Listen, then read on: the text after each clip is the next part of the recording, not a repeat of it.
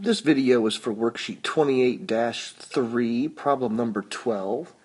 And on this particular problem, we are going to break this down into its smaller parts, kind of like we would a multiple choice question. Do each part individually, because this one's kind of a big mess. And then at the end, we'll put all of our answers together into one. So before we start, let's go ahead and clear out this 0 exponent. Let's get that thing out of our way. And the first thing I'm going to do in this particular problem are the numbers. So that means I'm going to rewrite this problem only thinking about the numbers in the problem. So in the top, there's a number 2 in the parentheses. Skip the y to the -4, skip the z to the 3, and then after the parenthesis, there's an exponent 3. In the denominator, there's a 2, skip the x -4, skip the y 3, then there's a times. And then x -1 skipped, y 3 skipped, z 4 skipped. This is my numbers. 2 to the 3rd power is 8. 2 on bottom. Reduce that down. I should have a 4 on the top in my final answer.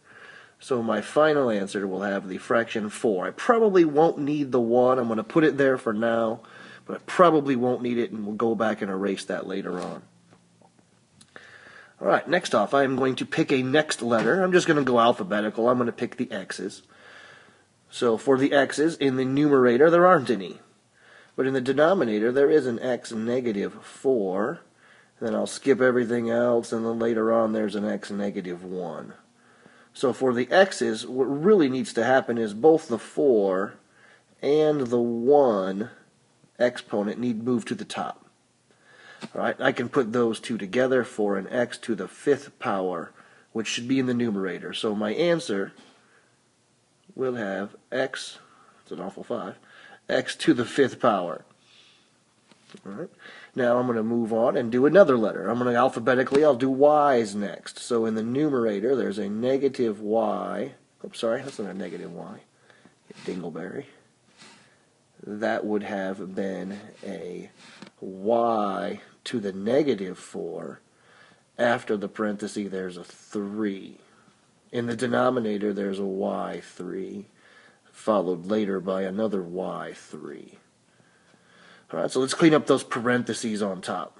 I would give that exponent 3 to the y. It already has one, so I'll multiply those for -12.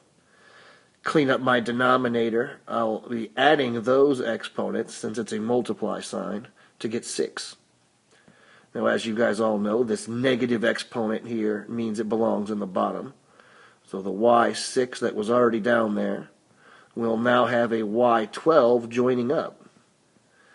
So all together in the denominator, that makes 18 y's. So my answer will have y to the 18th in the denominator, in the bottom. And like I said, I had a good feeling we weren't going to need that 1 earlier, so we don't. All right, last but not least, let's do the z's, that last letter. So in the numerator, in the parenthesis, there's a z to the 3rd, and then to the 3rd. In the denominator, there's just the z to the 4 that's in the back there. So in the numerator, I'll get rid of the parentheses. I'll have to multiply 3 times 3 for 9. Denominator, there's a z to the 4th. Since there's some in top, some in bottom, I'll ask myself which side has more. Top has more. 9 is bigger than 4. How many more is 5? And that's in the numerator. So my answer will have z to the 5 in the numerator. And I am completely finished. You can see my final answer there. 4x to the 5th power, z to the 5th power, over y to the 18th. So that is one way to do this problem. You could have also done the whole thing all at once, which is a little bit messier, kind of like problem 1 where we did that. So it's up to you. You have two options. You can do the whole thing at once, or you can break it up into parts. Good luck on the rest of the page.